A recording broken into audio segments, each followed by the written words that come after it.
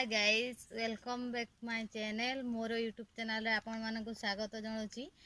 आमर एठी गोटे सपुरी पणस पाचिची चलंतु चलंतु याको तुड़ीकी नवा एवं घरे काटिकी खाइबा। चलो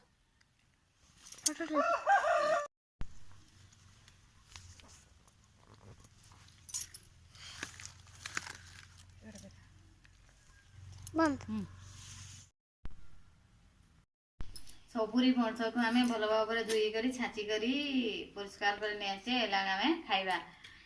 लंका गुंड लुण आउ सपुरी पणस एक खाइबो। चलिए सपुरी पणस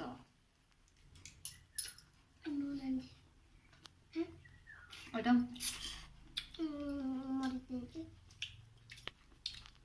माने गोटे पत्र रे गिंदी ने नून बाटा दे बहुत टेस्टी नून बाटा दे ना।